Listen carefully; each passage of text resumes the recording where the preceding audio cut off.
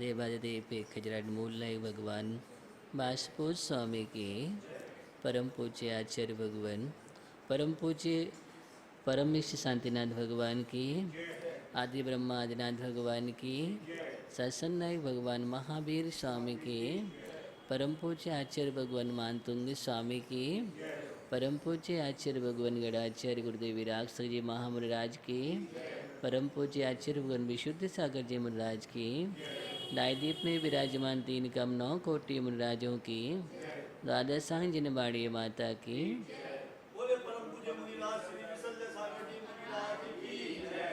मुनि संघ की जय। हम सभी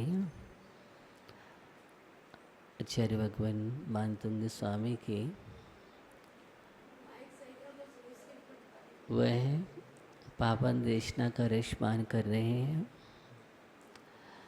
आचार्य मानतुंग स्वामी निरंतर ही भक्ति की महिमा बतलाते हुए जीवन को भक्ति से जोड़ रहे हैं। निश्चित ही भक्ति हमें स्वयं से जोड़ती है। भक्ति ही एक ऐसा माध्यम है जो आत्मा और परमात्मा दोनों का मिलन कराती है। भक्ति एक वह नौका है जो संसार समुद्र से पार कराते हैं। इसलिए यहाँ मानतुंग स्वामी गुणों का आराधन कर रहे हैं। गुणों का आराधन का लक्ष्य यही है कि हमारे अंदर के जो गुण हैं उनका प्रकटीकरण हो जाए। गुण जागृत करने के लिए हम गुणों का आराधन करते हैं। माध्यम है क्योंकि बात सही है कि परमात्मा के गुण परमात्मा में ही रहेंगे और मेरे आत्मा के गुण मेरे पास रहेंगे। एक भी गुण हम परमात्मा का नहीं ले सकते हैं और एक भी गुण हमारा कम भी नहीं हो सकता है। एक भी गुण प्लस भी नहीं हो सकता है, माइनस भी नहीं हो सकता है। तो प्रश्न ये है कि जब प्लस माइनस नहीं हो सकता है तो फिर क्या आवश्यकता है?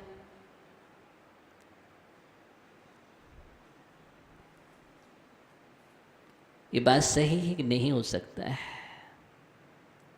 गुरु शिष्य को पढ़ाते हैं तो क्या गुरु का ज्ञान शिष्य में जाता है?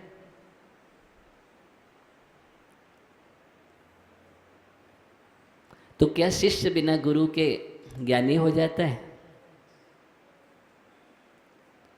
क्या गुरु होने पर शिष्य ज्ञानी होता है?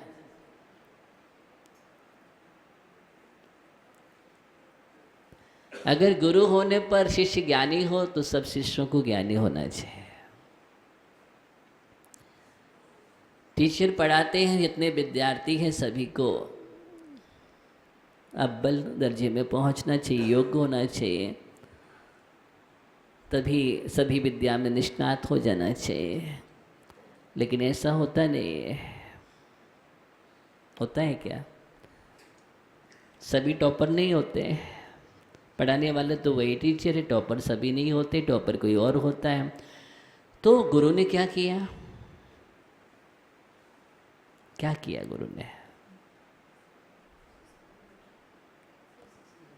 और गुरु ना हो तो जो टॉपर है वो टॉपर होगा क्या?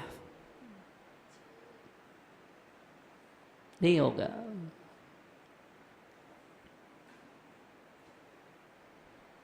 ध्यान दीजिए। तो भगवान है, हम भगवान की भक्ति कर रहे हैं तो क्या भगवान के माध्यम से हमें विशुद्धि मिलेगी कि भगवान देंगे बेटा लो, या वीतरागता आपको देंगे, सुमत ज्ञानी आइए लीजिए वीतरागता, क्या होगा? ये सभी प्रश्न एक साथ, सब कुछ निमित्त उपादान है। क्या है? ये निमित्त उपादान है, कार्य कारण संबंध भी है। तुम ही निमित्त कारण इलाज पढ़ते हैं आप? कहाँ पर सुनील भैया? तुम ही निमित्त कारण इलाज। आप निमित्त कारण है इलाज, आप निमित्त कारणों से हमारा इलाज होता है। दर्शन पाठ करते हैं ना आप लोग, पढ़ते हो? शक्ल गए, उस दर्शन पाठ में रहस्य है, पढ़ा करो। जब भगवान का दर्शन करते हैं पढ़ना चाहिए। तो वहाँ पर आचार्य कह रहे हैं तुम ही कारण निमित्त इलाज। कितनी अच्छी बात कर रहे हैं कि प्रभु आप निमित्त कारण हैं हमारे उपादान को जगाने के लिए। किसके लिए? उपादान को जगाने के लिए निमित्त कारण है। वैसे ही गुरु शिष्य के लिए निमित्त कारण है, उसके उपादान को जगाने के लिए।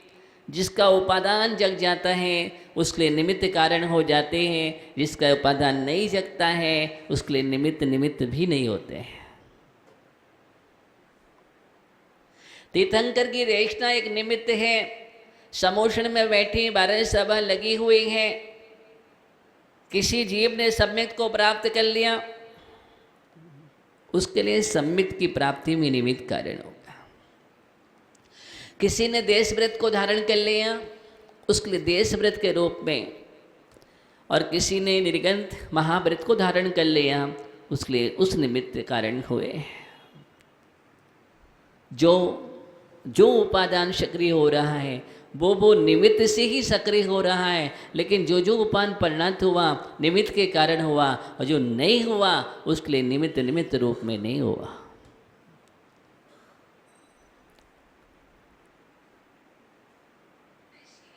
भावों की दशा चाहिए। निमित्त कारकर है उपादान को जगाने के लिए। निमित्त का स्थान निमित्त रूप में है, उपादान का स्थान उपादान के रूप में है। बहिरंग कारण और अंतरंग कारण दोनों मिलने से ही कार्य की सिद्धि होती है। सिर्फ बहिरंग कारण से नहीं होते हैं और सिर्फ अंतरंग कारण से भी नहीं होती है। ये बात ध्यान रखने की आवश्यकता है। अगर हम चाहें तो हम निमित्तों को अलग कर दें। निमित्त क्या करता है? कुछ नहीं करता है, तो भी काम नहीं बनने वाला। अगर निमित्त कुछ नहीं करता है तो आप के लिए भी मंदिर की आवश्यकता ही नहीं है, पूजन करने की आवश्यकता नहीं है। निमित्त कुछ नहीं करता है तो पूजन करने की भी आवश्यकता नहीं है और भोजन करने की भी आवश्यकता नहीं है। नहीं है ना? निमित्त कुछ नहीं करता है तो गुरुओं की भी आवश्यकता नहीं है, और निमित्त कुछ भी नहीं करता है तो ग्रंथों की भी आवश्यकता नहीं है, स्वाध्याय की भी बात करने की आवश्यकता नहीं है, और निमित्त कुछ नहीं करता ये कहने की भी आवश्यकता नहीं है। क्योंकि जब निमित्त कुछ करता ही नहीं है तो फिर एक कहना भी शब्दात्मक निमित्त कुछ नहीं करता है, इस निमित्त की भी चर्चा नहीं करना चाहिए कि निमित्त कुछ नहीं करता है। ये शब्द भी निमित्त ही हुआ, इसलिए ये भी कहने की आवश्यकता नहीं है। कुछ भी करने की आवश्यकता नहीं है। निमित्त कुछ नहीं करता है तो संसार के कोई भी कार्य करने की आवश्यकता नहीं है। सबका भाव हो जाएगा, सबका भाव। लोक व्यवस्था भंग हो जाएगी, परमात्म व्यवस्था भी भंग हो जाएगी,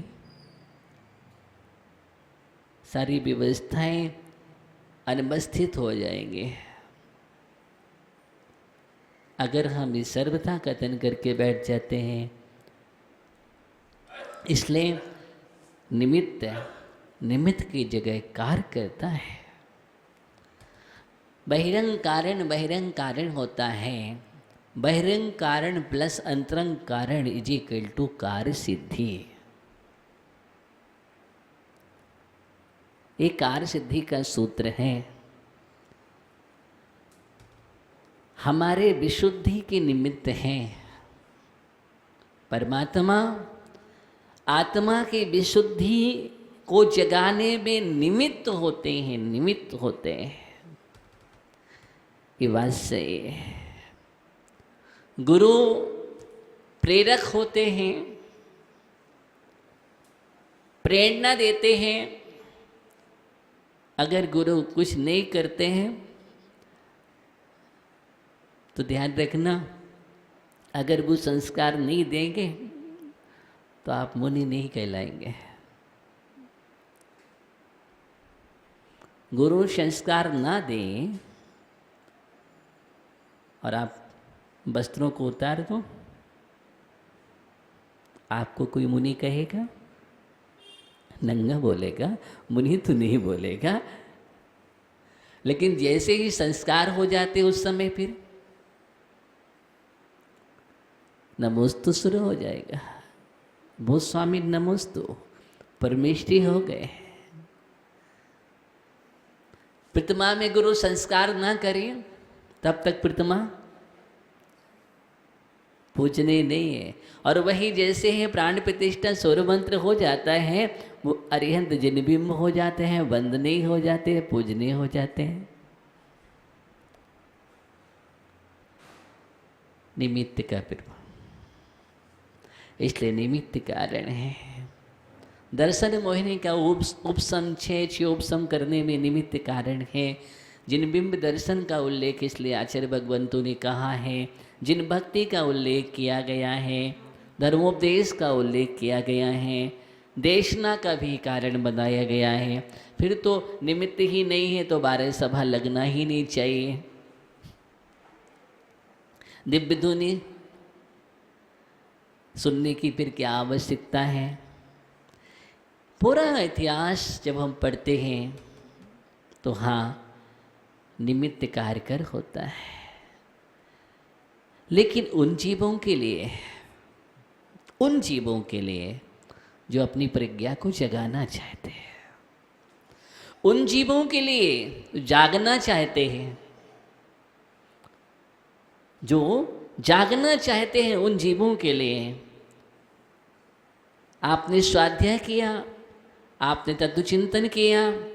उन जीवों के लिए आप तत्व चिंतन ही ना करें, सुन लें और सुनने के बाद यहीं पर बैठ कर के आप छोड़ कर के चले जाएं सही बोल कर के, तो फिर उन जीवों के लिए कुछ भी नहीं है।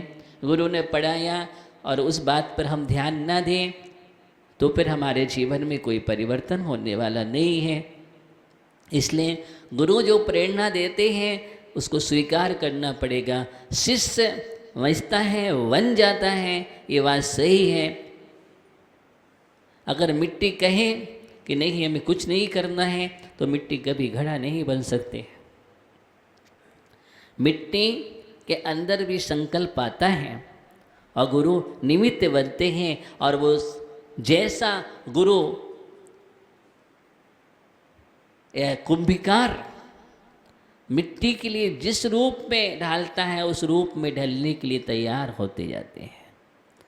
साधना से गुजरना पड़ता है, मिट्टी को गलना भी पड़ता है, सहन भी करना पड़ता है सब कुछ, और सूर्य की किरणों की तपन को भी स्वीकार करना पड़ता है, सर्दी गर्मी को भी स्वीकार करना पड़ता है, और फिर अग्नि में तपना भी पड़ता है। तब कहीं जाकर के मिट्टी घड़ा बनती है, घट का आकार होता है उसमें, और वो घड़ा बन जाती है। और घड़ा को हम उच्चासन दे देते हैं क्या देते हैं? उच्चासन दे दिया करते हैं। वही मंगल घट हो जाता है। घट यात्रा में हम घट यात्रा भी निकाल देते हैं, मांगलिक घट माने जाते हैं।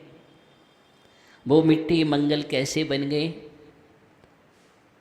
उसके पहले तो मिट्टी पद्दलित हो रही थी, वही मिट्टी पद्दलित हो रही थी, लेकिन निमित्त पा करके वही मिट्टी आज घट का रूप धारण कर ले। कभी स्वर्ण पाषाण पड़ा हुआ था और वही शिल्पकार का निमित्त पा करके आज वो स्वर्ण हो गया। वही पाषाण शिल्पीकार का निमित्त पा करके पाषाण मूर्ति बन गया, मूर्ति बन गया। वो तो पड़ा हुआ था कब से, लेकिन शिल्पीकार का निमित्त बना। ऐसे ही गुरु का निमित्त जिसको मिल जाता है, उस शिष्य की कायाकल्प परिवर्तन हो जाता है। गुरु कहाँ से कहाँ तुम्हें बैठाल देते हैं, कहाँ से कहाँ बना देते हैं, एक परमेष्टि पद पर विराजमान करा देते हैं। एक हम जब निमित्त की चर्चा करते हैं तो निमित्त है, कहने का मतलब ये है भक्ति ही ऐसे निमित्त है। क्या है? भक्ति भी निमित्त है। भगवान की आराधना एक निमित्त है, भावों की विशुद्धि के लिए, अपने अंदर की विशुद्धि के लिए, अपनी शक्ति को प्रकट करने के लिए। शक्ति का प्रकटीकरण, हमारे अंदर पावर है, लेकिन उस पावर को हम भूले हुए हैं, विस्मृत हैं। हमारे अंदर ऊर्जा भरी है, लेकिन हम ऊर्जा को भूले हुए हैं। इन सब से हम दूर हैं, लेकिन गुरु जगाते हैं कि नहीं, तुम भी गॉड, तुम परमात्मा हो। तुम क्या हो? तुम परमात्मा हो। तुम्हारे अंदर परमात्मा बनने की शक्ति है। और जब कोई जगाता है कि तुम क्या कर रहे हो, कहाँ सम्मिलित हो गई हो, तुम भेड़ों में मिल गए हो, तुम श्यार में जाकर के संगति कर ली है, और तुम भूल गए हो सिंह का बालक। किसका? वह सिंह का बच्चा। लेकिन संगति, श्यार की संगति, और श्यार की संगति में वो भूल गया अपने रूप को, रंग को, स्वरूप को, अपने पावर को, सबको भूल बैठा। और वो तो वही सोच रहा था मैं भी श्यार हूँ। तो सब कुछ चर्या, जो क्रिया प्रतिक्रिया है वो श्यार की है। अचानक एक सिंह ने देख लिया। किसने? एक सिंह ने देख लिया कि श्यारों के बीच में इस सिंह का बच्चा। ओहो, निश्चित ही संगति का असर है। अब देखिए, फिर निमित्त की बात आ गई। संगति का असर है, और इस संगति में कारण आज अपने सिंहत्व को भूल गया और उस सिंह ने उस बालक को पकड़ लिया। क्या किया? उस बालक को पकड़ लिया, और पकड़ने के बाद जो उसकी हरकत थी वो श्यार जैसी थी। सिंह ने समझ लिया ये भूल गया अपने आप को, विस्मित हो गया अपने आप से, और उस सिंह के बच्चे को जाकर के तालाब के किनारे पर ले गया। और तालाब के किनारे पर उसमें जो प्रतिबिंबित हो रहा था शांत जल में दिखाया कि देखो तुम कौन हो। और जब देखा उस बालक ने एक सा दिखा। ओहो। और सिंह ने कहा कि तुम गर्जना करो। क्या करो? गर्जना करो, दहाड़ लगाओ। और जैसे ही उस बालक ने गर्जना की, वो सिंह की गर्जना थी। जितने भी श्यार थे भाग गए। क्या हुए? भाग गए। उसको मालूम चला मैं कहाँ था, क्या कर रहा था, किनकी संगति में जाकर के वह सिंह का बच्चा सिंह के साथ हो गया। किसके साथ हो गया? सिंह का बच्चा सिंह के साथ हो गया, उसमें मिल गया वापिस। ज्ञानियों, एक भक्ति भी एक दहाड़ है, गर्जना है। जिन भक्ति एक गर्जना है, जब वीतराग परमात्मा की स्तुति करते हैं और स्तुति करते करते जो गर्जना होती है और वहाँ पर एक दहाड़ होती है, वहाँ पर रूप रंग दिखाया जाता है, उस दर्पण में दिखाया जाता है, वीतरागता के दर्पण में। देखो तुम कहाँ भूल गए, अब देखो। क्या करो? अब देखो, ये दर्शन है। देखने का नाम दर्शन है। तो वीतराग परमात्मा रूपी आदर्श में जब अपना प्रतिबिंब हम देखते हैं दर्पण, उसमें लगता है ओहो, हम कहाँ हैं, हम कहाँ हैं। मेरे अंदर भी तो ऐसा वीतराग परमात्मा छिपा हुआ है, लेकिन हम भूल गए अपने शक्ति को, अपने पावर को, सब कुछ भूले हुए हैं। और कहाँ मिल गए हैं? स्यारों के बीच में। किसके बीच में? इन स्यारों के बीच में। फिर भी हम कहते हैं होशियार है।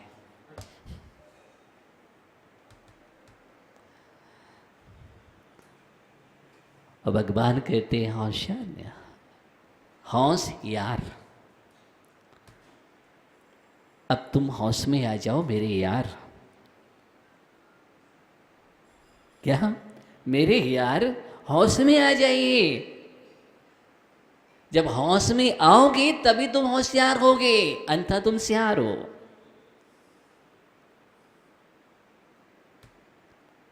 भगवान जगा रहे हैं, भक्ति जगा रहे हैं, परमात्मा की मानतुंग स्वामी जगा रहे हैं। कब तक तुम इनके साथ मिले रहोगे? कब तक मिले रहोगे? तुम्हें तुम्हारा स्वरूप बतलाया जा रहा है। भक्ति के माध्यम में भगवान बन चुके हैं और बने हुए भगवान के माध्यम से हम शक्ति रूपी परमात्मा को जगाते हैं अभिव्यक्ति के लिए, व्यक्त होने के लिए। जो भगवान अभी बने नहीं हैं, बनने वाले भगवान हैं। और बनने वाले भगवान जब बने हुए भगवान का आश्रय ले लेते हैं, बने हुए भगवान का आश्रय ले लेते हैं, तो ये बनने वाले भगवान भी बनने के लिए तैयार हो जाते हैं। अन्यथा जब तक आश्रय नहीं लेते हैं तब तक उन्हें आभास ही नहीं होता है कि हमारे अंदर भी ऐसी प्रतिमा है, हमारे अंदर भी ऐसी प्रतिभा है।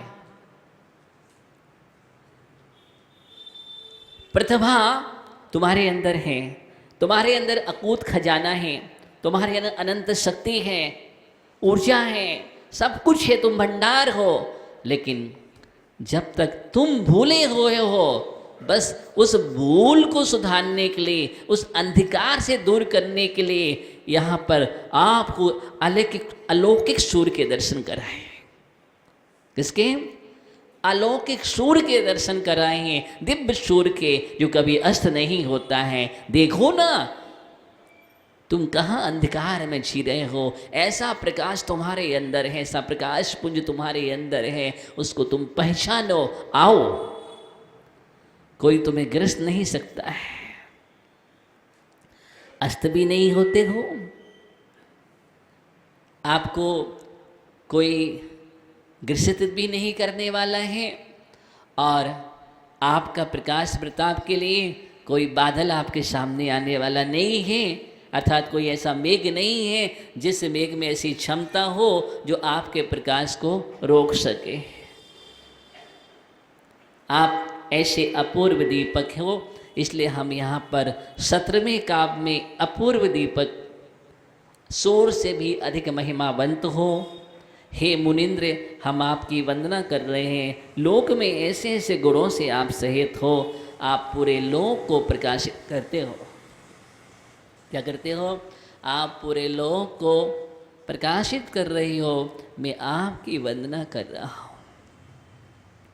अगले काव्य में आचार्य भगवान समझा रहे हैं, हम देखेंगे अगला काव्य। नित्योदयं दलिति मोहे महान्धिकारम्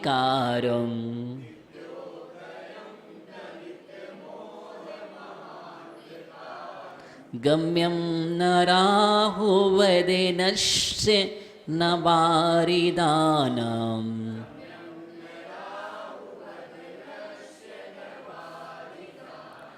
बिभ्राजते तौ मुखाब्जि मनल्पिकान्ते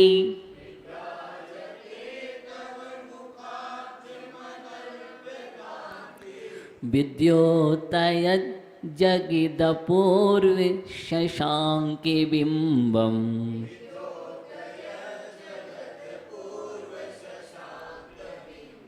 नित्योदयं दलिते मोहि महान्धिकारम्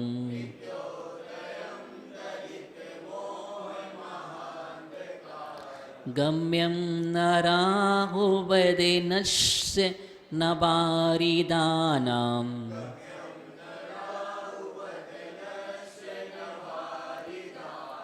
बिभ्राजते तौ मुखाब्जि मनल्पिकान्ते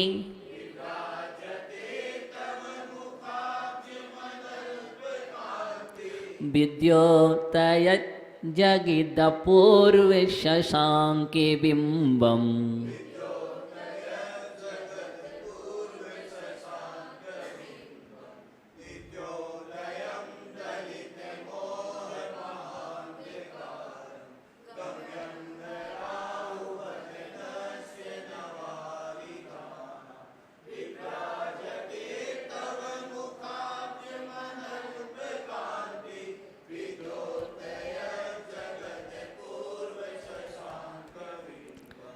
जगत पूर्व नहीं, जग द पूर्व बोलना है।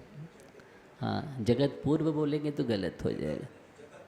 जग द पूर्व, जग द पूर्व, द पूर्व संधि है ना उसमें, इसलिए यहाँ बतला रहे हैं नित्योदयम, नित्योदयम, नित्य उदयम, नित्य उदयम, नित्योदयम दलित मोह महान्धिकारम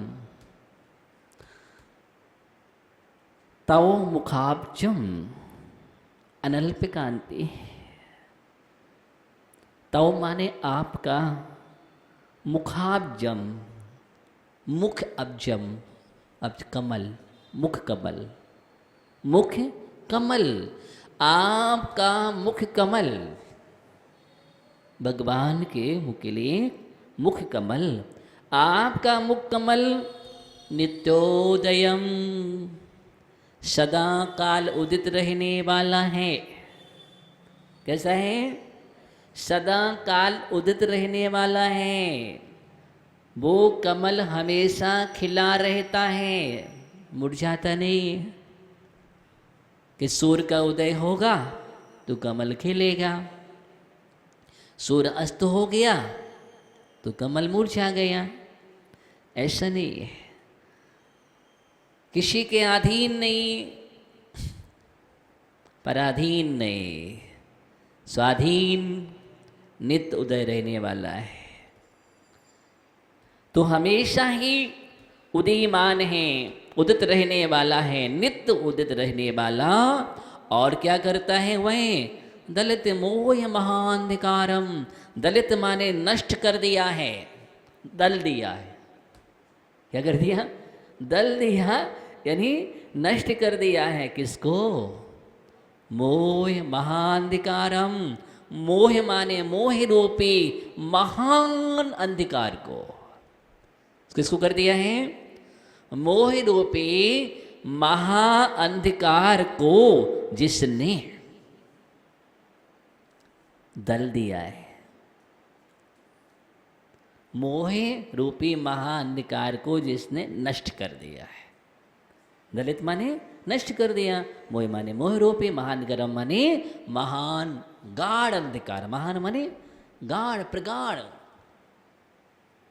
महातम। ऐसे अंधकार को जिसने, ऐसी अनल्प कांति, अल्प कांति नहीं, अनल्प कांति। अनल्प कांति माने अधिक कांति से युक्त, अधिक कांति वाले, अत्यधिक ऐसी कांति से युक्त हैं, ऐसी आभा, ऐसी प्रभा, जिस प्रभा के सामने कोई भी टिक नहीं सकता।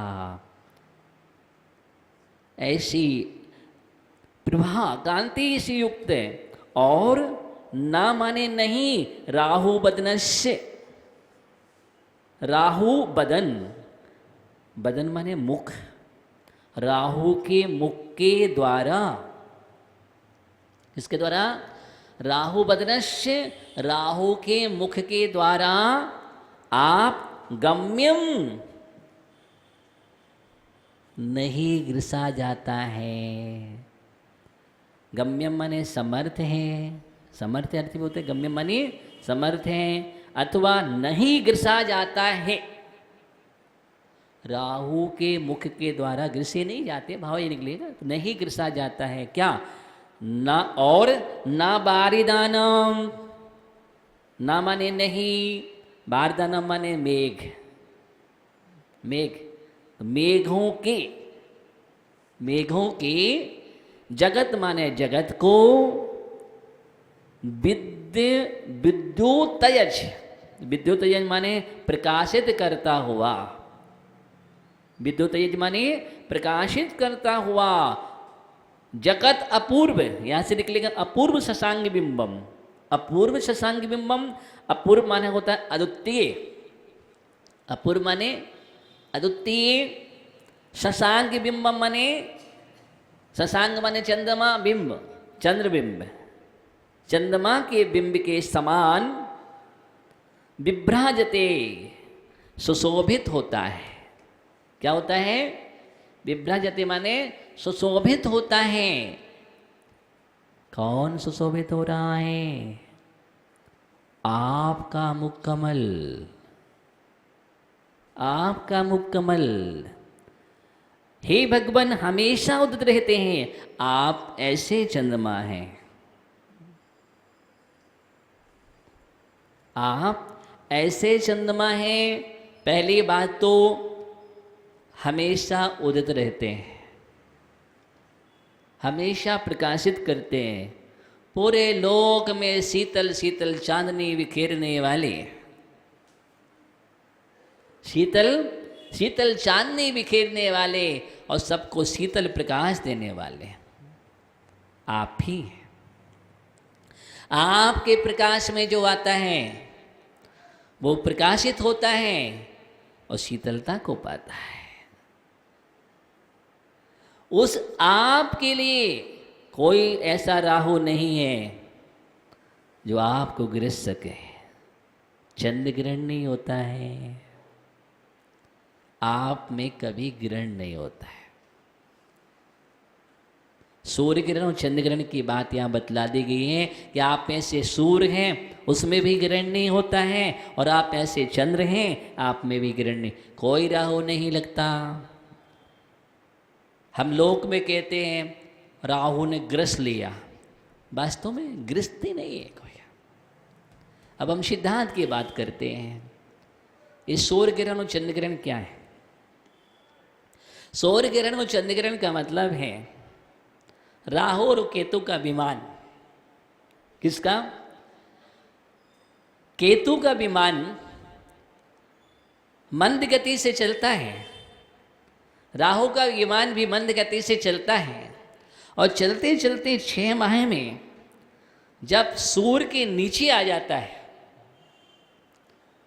और कोई भी वस्तु प्रकाशमान के सामने आ जाए तो क्या होगा? उसका प्रकाश, हम भी अगर इसको ऐसे हाथ से पकड़ लें तो क्या होगा? तो विमान, और उसके नीचे, ठीक नीचे विमान आ गया केतु का, तो उसके माध्यम से उसका प्रकाश आवृत हो जाता है। क्या हो जाता है? आवृत हो जाता है। इसका नाम है सूर्य ग्रहण। ऐसा नहीं कि राहु का विमान जाकर इसको लील जाता हो, इतनी ताकत थोड़ी किसी में। आखिर सूर्य विमान सामान्य नहीं है। पितेंद्र है ज्योतिष जाति का, चंद्रमा इंद्र है ज्योतिष जाति का, लेकिन उसके नीचे छाया आ गई, और बड़ी छाया है, मतलब और वो उसका बिंब के सामने आने से वो ग्रहण हो जाता है। तो सही केतु का विमान नीचे आने से सूर्य ग्रहण होता है, और राहु का विमान नीचे आने से चंद्रमा, चंद्र ग्रहण जिसको हम बोलते हैं। और वो अमावस का दिन होता है, 6 महीने में अमावस जो होता है उसके नीचे जब आता है तो सूर्य ग्रहण पड़ जाता है, और पूर्णिमा को चंद्र ग्रहण पड़ता है। तो यहाँ पर हम जो बात कर रहे हैं आपसे, यहाँ पर भगवान के लिए सूर्य की बात कही गई है, चंद्र की बात कही गई है, लेकिन ऐसे सूर्य चंद्रमा की बात नहीं कही गई है जो सूर्य सुबह उदय हुआ शाम को अस्त हो गया है, अथवा जिसके ग्रहण लग जाता है, मतलब उसके प्रकाश को रोक लेता है, मेघ ढक लेते हैं। ऐसे आप सूर्य नहीं हो, ऐसे आप चंद्रमा भी नहीं हो, ऐसे आप चंद्रमा भी नहीं हो। ये बतला रहे, हमेशा नित्योदयम उदित रहने वाले मोह अंधकार के नाशक हैं आप। कौन सा अंधकार नाश करते हैं? अरे सूर्य चंद्रमा तो बाहर के अंधकार को दूर करते हैं, वो भी कुछ कुछ स्थानों पर पूरा प्रकाश नहीं दे पाते हैं। मालूम चलता है यहाँ पर दिन है वहाँ रात है। हाँ, यहाँ पर दिन और वहाँ पर रात, तो दिन रात का खेल चलता है। लेकिन आप जहाँ प्रकाशमान रहते हैं वहाँ ना दिन ना रात कुछ भी नहीं दिखता, सदा उदित रहते हैं। समोषण में दिन रात का भेद नहीं होता है। जहाँ भगवान प्रभापुंज बैठे हैं वहाँ पर कोई दिन रात का भेद ही नहीं होता।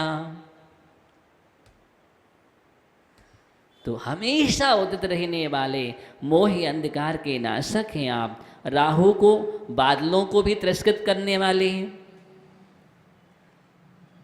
राहु को और बादलों को भी तिरस्कृत करने वाले आपका मुख कमल, और तो क्या आपका मुख कमल इतना तेज बनते हैं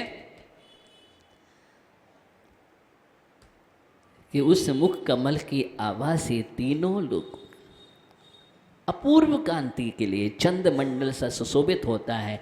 मुख कमल के लिए कहा गया चंद्रमंडल। यहाँ पर बात क्या कही गई है?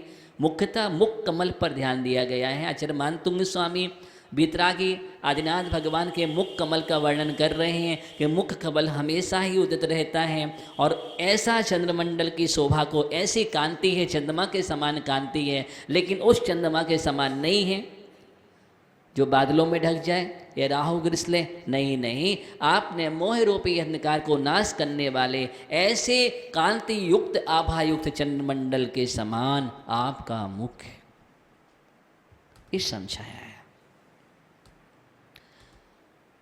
समझाया तो है उपमा दे करके, लेकिन फिर भी उपमातीत की बात की है। किसकी? उपमातीत की बात की है, और एक ऐसे चंद्रमा की बात की, ऐसे सूर्य की बात की है। और आप दर्शन पाठ में पढ़ते हो, आप ऐसे चंद्रमा हो, आप ऐसे सूर्य हो। बीतरागम मुखम दृष्टवा, आपके मुख कमल को देख करके, पद्मराक्षम प्रभा है, आपका मुख कमल ऐसा है, ऐसा कांति बनते हैं कि अच्छे अच्छे भव्य जीव आपके मुख कमल के माध्यम से वो भी खिल जाते हैं। कैसे हो जाते हैं? खिल जाते हैं, और जितने भी हैं वो सभी के सभी मिथ्या रूपी कुमुदनी मुरझा जाते हैं। क्या होते हैं? कमल तो खिलते हैं और कुमुदनियाँ मुरझा जाती हैं। अर्थात जो सम्यक तो हैं, सम्यक दृष्टि खिल जाते हैं, और जो आपसे दूर रहने वाले हैं वो मुरझा जाते हैं। लेकिन फिर भी उनके अंदर भी तेज बंद करने वाले आप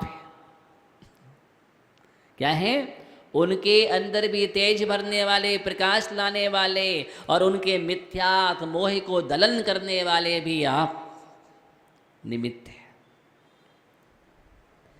यहाँ पर आचार्य मानतुंग स्वामी ने बहुत अच्छी बात की है और कहने का मतलब है कि वीतराग परमात्मा के गुणों का वर्णन चल रहा है यहाँ पर और वीतरागता का तेज बतलाया जा रहा है। ये वीतरागता का प्रभाव क्या होता है, सारांश क्या निकला, वीतरागता का प्रभाव क्या है। जो वीतरागी परमात्मा के इतने सुंदर मुख को देख लेता है, इतने सुंदर बदन को देख लेता है, उसका मोह भग जाता है। देखिए कितना अंतर है सुंदर सुंदर में देखने से। एक किसी की सुंदरता को देखते हैं तो मोह जग जाता है, मोह जग जाता है, और आपकी सुंदरता को देखने से मोह भग जाता है।